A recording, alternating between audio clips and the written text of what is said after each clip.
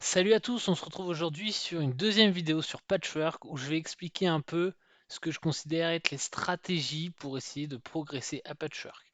Tout d'abord, la première stratégie, c'est d'essayer de récupérer des tuiles qui vont vous permettre de récupérer un gros revenu rapidement. Donc ici, cette tuile-là me permet de rapporter un revenu de 2, donc je considère que c'est une bonne tuile à acheter en début de partie et donc je vais l'acheter tout de suite. Celle-ci aurait pu être bien également, mais elle coûte 4 boutons et 6 temps contre celle-ci, 5 boutons et 4 temps, donc globalement celle-ci me coûte 9 quand celle-ci coûte 10 et elle remplit une classe de plus, donc c'est pour ça que j'ai préconisé celle-là. Pour ceux qui ne connaîtraient pas Patchwork, je vous invite à aller voir ma vidéo d'initiation, mais globalement les règles, vous avez un carré de 9 par 9 et vous allez acheter des tissus pour le remplir. Les tissus que vous allez acheter, vous pourrez acheter, il y a ce pion ici qui indique où en est le jeu, et vous pourrez acheter un des trois morceaux de tissu qui est à la suite de ce pion-là. Donc ici, j'ai 0 bouton, donc je ne peux pas acheter les tissus qui coûtent 1, 2 ou 7, et donc je suis obligé d'avancer. Quand j'avance, donc si je ne peux pas acheter de morceaux de tissu, j'avance, ou si je ne veux pas, j'avance au-dessus du pion de l'adversaire et je compte combien de cases j'ai avancé, et je récupère autant de boutons que de cases avancées. À chaque fois que vous passez sur un endroit où il y a des boutons, vous allez récupérer une source de revenus qui est égale au nombre de boutons qu'il y a sur votre patchwork. Donc voilà comment le jeu va avancer au fur et à mesure, sachant que à chaque fois que vous allez acheter un morceau de tissu, vous payez le coût en boutons et vous avancez d'autant de cases que le nombre de sabliers qu'il y a sur le morceau de tissu. Ici, pourquoi j'ai choisi de ne pas acheter ce 1-3 qui aurait pu très bien rentrer, c'est parce qu'il n'y a pas de bouton et au début de la partie, je vais me focaliser sur les morceaux de tissu qui ont des boutons à acheter pour essayer d'optimiser mes revenus. Donc ici, je vais avancer de 2 et dans mon idée, c'est de pouvoir acheter soit celui-ci au prochain tour. Là, comme ça, en y réfléchissant, je pense que je vais acheter celui-ci parce qu'il me rapporte 2 revenus et en plus, il rentre parfaitement dans mon patchwork.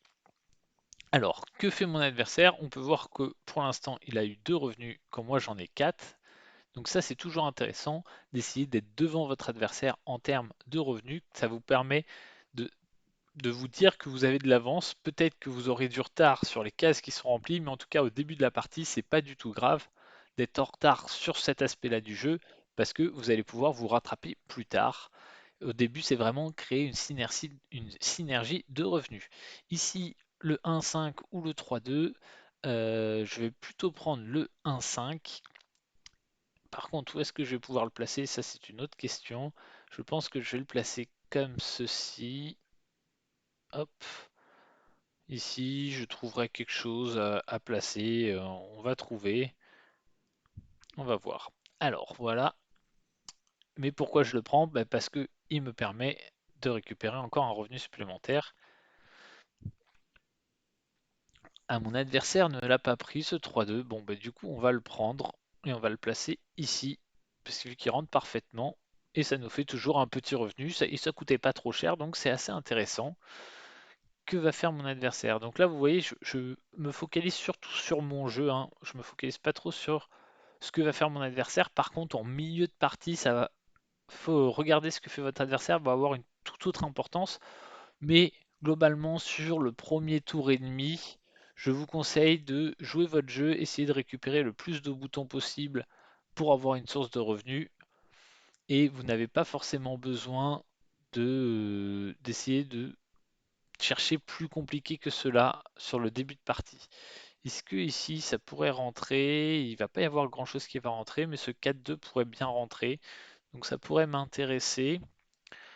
C'est un peu risqué. Au pire, bon, je prendrai une carte qui fait 3 comme ça. S'il ne me laisse pas ce 4-2. Mais celle-là, pourquoi je la prends? Parce qu'elle coûte pas trop cher. Vous voyez, elle m'a coûté que un bouton et 4 temps. Et elle remplit beaucoup. Et en plus, elle m'amène un petit revenu. Donc je la trouve assez intéressante.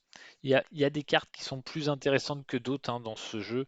Donc ça, c'est assez intéressant aussi à noter et à essayer de repérer quelles sont les cartes, bah, que vous allez considérer comme un peu plus fortes. Par exemple, celle-ci couvre aussi beaucoup de choses pour pas un gros coût en termes de boutons et de temps, vu qu'elle coûte 0 en termes de ressources et 3 en termes de temps.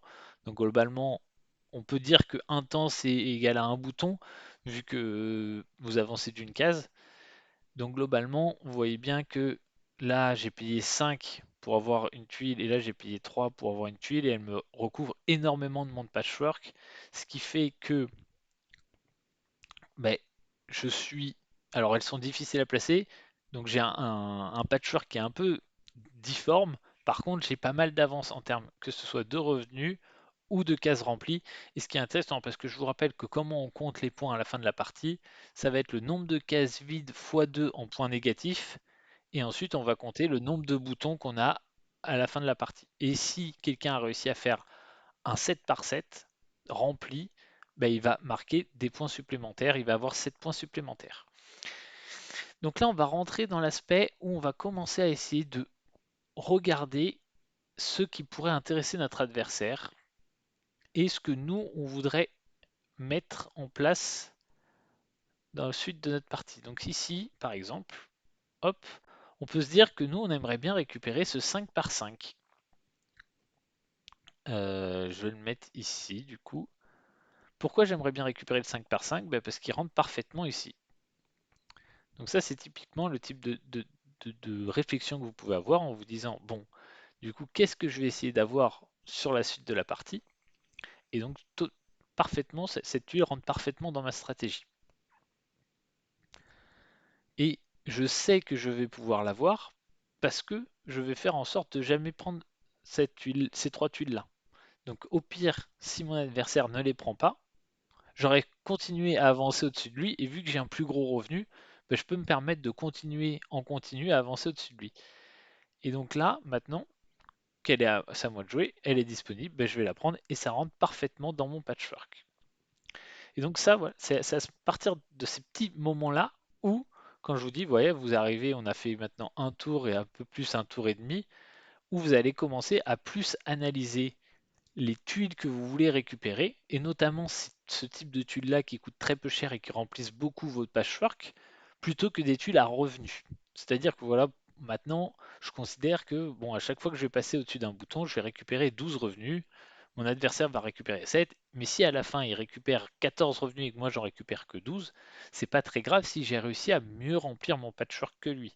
Donc il y a vraiment deux étapes dans la partie, et la deuxième étape du jeu va à peu près se situer, voilà, là on est voilà, au milieu du deuxième tour, et c'est vraiment à ce moment-là que va falloir réfléchir à quelles sont les tuiles que vous voulez, comment vous allez les positionner dans votre patchwork. Donc ça c'est très important à bien le comprendre pour essayer de progresser à patchwork si vous voulez progresser, euh, parce que c'est tout le sel du jeu qui arrive à ce moment-là. Comment je la place celle-ci? Ici. Si je la place ici, est-ce que je vais pouvoir placer quelque chose? Après, prendrai ça, ça rentrerait comme ça. Ici, on pourrait rentrer quoi ici? Ça pourrait rentrer. Cloc. Ceci pourrait rentrer là. Et ça, ok. Ok, pourquoi pas. Hop, on va placer ça comme ça.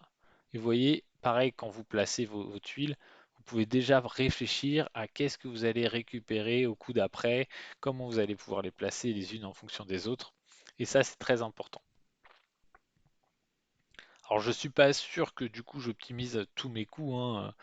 Faudrait que je regarde à tête reposée un peu ce que j'ai réalisé comme coût.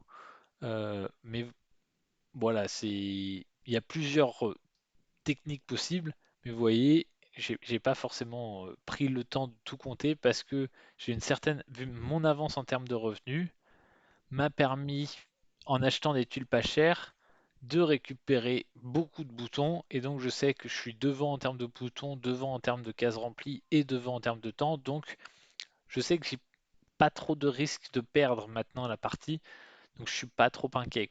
Donc je peux me permettre de plus discuter avec vous sur qu'est-ce qu'il faut faire et pourquoi j'en suis arrivé là et pourquoi je pense que je vais m'en sortir sur cette partie. Ici, par exemple, on va prendre ça, qu'on va placer ici. Et l'idée, c'est on va se dire, hop, notre objectif, ça va être de récupérer ce 1-3. Donc déjà, on récupère le bonus de 7 par 7, mais en plus, on sait que lui va être obligé de prendre une de ces trois cases. Donc on sait que ça va être à notre tour en suivant, donc on sait que on est quasiment sûr d'avoir ce 1-3. Et donc je place cette tuile ici en me disant forcément je vais pouvoir récupérer le 1-3 que je vais pouvoir mettre ici.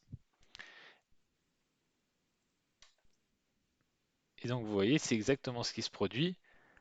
Là, c'est à moi de jouer, je peux récupérer ce 1-3 que je place ici.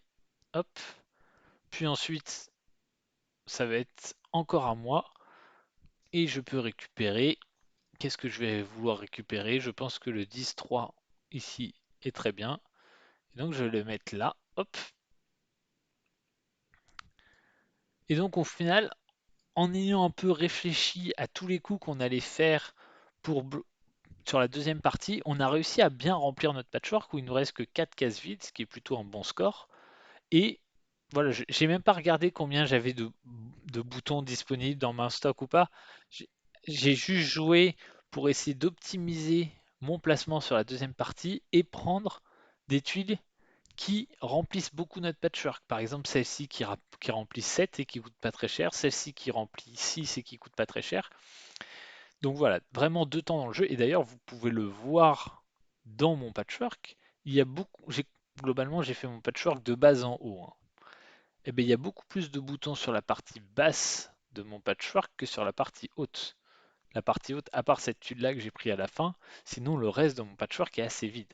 Donc voilà, c'est une petite vidéo explicative des stratégies qu'il fallait adopter à patchwork. Quand est-ce que vous basculez de j'essaie d'avoir du revenu à j'essaie de remplir mon patchwork? J'espère que cette petite vidéo vous a plu et on se retrouve pour une prochaine. Allez, salut!